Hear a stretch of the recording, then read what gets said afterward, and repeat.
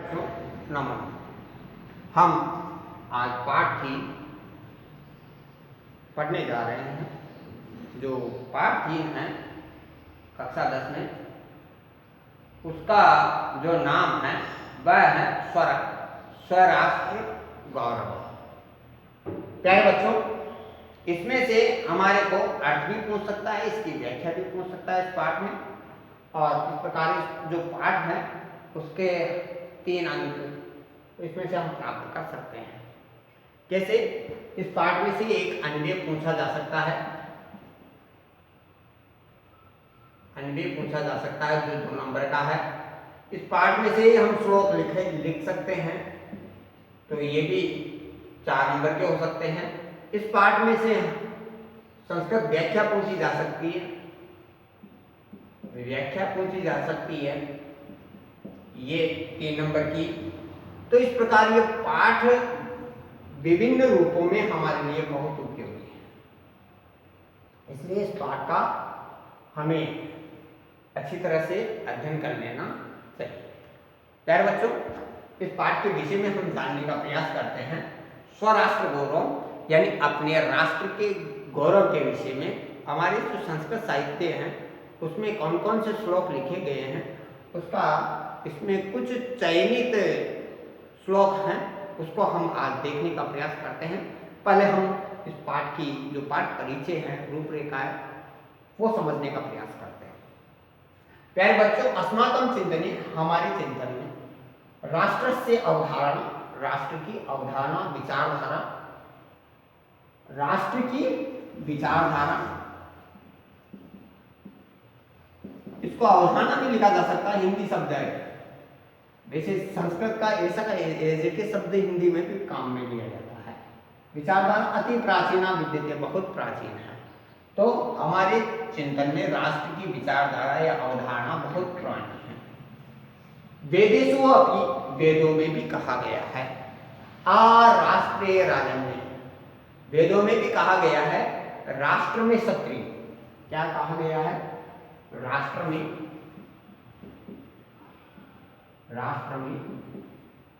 क्षत्रिय, ऐसा कहा गया है ये यजुर्वेद में। यानी राष्ट्र के गौरव के विषय में बताया गया है कि अराष्ट्रीय राजन्य, ये राष्ट्र में क्षत्रिय है। और वयम राष्ट्रीय जागृयाम, यजुर्वेद में कहा गया है कि हम राष्ट्र में जागृयाम, यानी जागृत रहे, जागृत रहे। ऋग्वेद यजुर्वेद में 2 सूक्तियां हैं, अराष्ट्रीय राजन्य, वयम राष्ट्रीय जागृयाम, अहम राष्ट्रीय संगमनी वसुनाम। ये ऋग्वेद में कहा गया है कि मैं वाग्देवी अर्थात सरस्वती, मैं सरस्वती जगदीश्वरी और धन प्रदात्री हूं।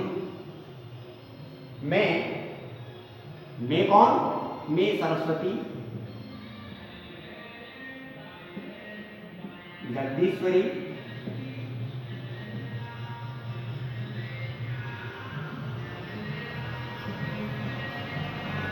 मैं सरस्वती जगदीश्वरी कैसी हूं? धन प्रदात्री हूं, धन प्रदात्री यानी धन देने वाली, ऐसा कहा गया है ऋग्वेद में। इत्यादिषु बहुषु मंत्रेषु, आदि बहुत मंत्रों में राष्ट्र शब्द से प्रयोगेन, राष्ट्र शब्द के प्रयोग से, देखिए एक तो ये है राष्ट्र शब्द का प्रयोग, एक ये राष्ट्र शब्द का प्रयोग हुआ है, एक ये राष्ट्र शब्द का प्रयोग हुआ है। तो आज इत्यादिषु बहुषु मंत्रेषु, आदि बहुत सारे मंत्रों में राष्ट्र शब्द से प्रयोग है, राष्ट्र शब्द के प्रयोग से एतत् स्पष्टम अस्ति, यह स्पष्ट है। अस्मदीया राष्ट्र संबंधिनी अवधारणा, हमारी राष्ट्र से संबंधित अवधारणा का पहले अर्थ आ गया है, हमारी राष्ट्र संबंधी अवधारणा, विचारधारा, अर्वाचीना पश्चिमात आगता, हमारी राष्ट्र से संबंधित विचारधारा नवीन है, नवीन है। और कहां से आई है? पश्चिमात यानी पश्चिम से आगता यानी आई है। इति ये, इति यानी ऐसा, ये मनन्ते ऐसा जो ऐसा मानते हैं, ते तु वस्तुतः वे तो वास्तव में भ्रांतः सन्ति, वे तो वास्तव में कैसे हैं? भ्रमित हैं। भ्रांतः सन्ति, भ्रमित हैं। वे तो वास्तव में कैसे हैं? भ्रांतः सन्ति, वे तो वास्तव में भ्रमित हैं। देखिए वापस इसको देखते हैं। हमारे चिंतन में राष्ट्र की अवधारणा बहुत प्राचीन है। वेदेषु अपि, वेदों में भी कहा गया है राष्ट्र में सक्रिय, और हम राष्ट्र में जागृत रहें। मैं सरस्वती जगदीश्वरी धर्म की प्रदात्री हूँ इत्यादिषु बहुषु मंत्रेषु, आदि बहुत सारे मंत्रों में राष्ट्र शब्द के प्रयोग से यह स्पष्ट है कि हमारे राष्ट्र के संबंध हमारी राष्ट्र से संबंधित अवधारणा नवीन है, पश्चिमात आगता, पश्चिम से आई है, ऐसा जो मानते हैं वे वास्तव में भ्रमित हैं। हमारी जो राष्ट्र से संबंधित अवधारणा है बहुत प्राचीन है। कहने का मतलब यह है, अस्माकम इदम भारत वर्षम एकम चिर पुरातन सनातन च राष्ट्र वर्तते। हमारा यह भारतवर्ष एक बहुत पुराना और सनातन राष्ट्र है, किंतु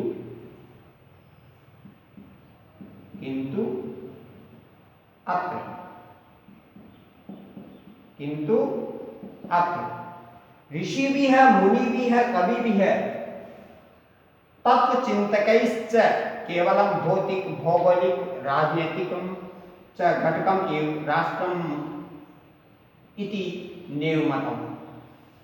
प्यारे बच्चों, हमारा अस्माकम इदम भारतवर्षम, हमारा यह भारतवर्ष एक बहुत प्राचीन और सनातन राष्ट्र है, किंतु यहाँ ऋषियों द्वारा, मुनियों द्वारा, कवियों के द्वारा और तत्व चिंतकों के द्वारा केवल भौतिक, भौगोलिक और राजनीतिक घटक को ही राष्ट्र नहीं माना है। कौन कौन किनको राष्ट्र नहीं माना है? यानी ऋषियों, मुनियों और कवियों के द्वारा केवल भौतिक, भौगोलिक और राजनीतिक घटक को ही राष्ट्र नहीं माना है, बल्कि किसको राष्ट्र माना है? राष्ट्रम इति उच्यते। राष्ट्र इसको कहते हैं कि क्या कहते हैं? राष्ट्र उसको कहते हैं कि तत् अत्र एकम चेतनम सांस्कृतिक घटकम मतम। उसको कहा गया है कि यहां एक चेतन सांस्कृतिक घटक हो, उसको राष्ट्र माना है। अचेतन नहीं, चेतन जागृत सांस्कृतिक घटक को एक राष्ट्र माना है। वयम राष्ट्रम, वयम इदम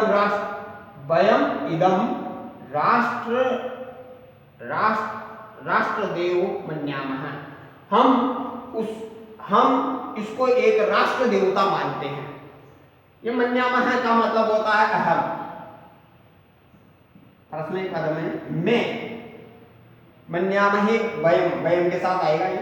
हम इसको एक राष्ट्र देवता के रूप में मानते हैं।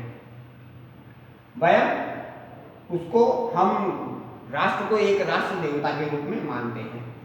एतद् वै भारतम अस्माकं राष्ट्रौ, भारतम अस्माकं दृष्टौ न कश्चित्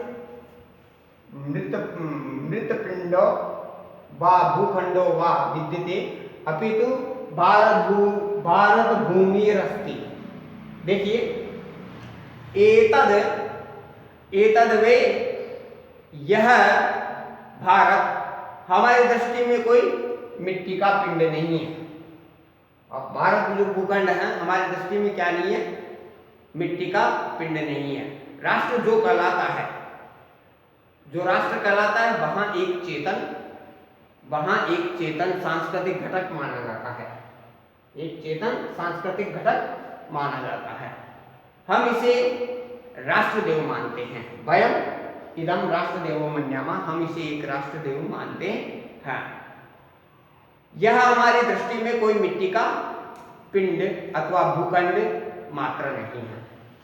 यह हमारी दृष्टि में कौन अस्माकम, यह हमारी नजर में दृष्टि में भारतम, भारत अस्माकम, भारत हमारी दृष्टि में कोई मिट्टी का अथवा भूखंड, पृथ्वी, भूमि का टुकड़ा न यानी नहीं, विद्यते यानी है नहीं है, अपितु मातृभूमि रस्ती, अपितु हमारी मातृभूमि है।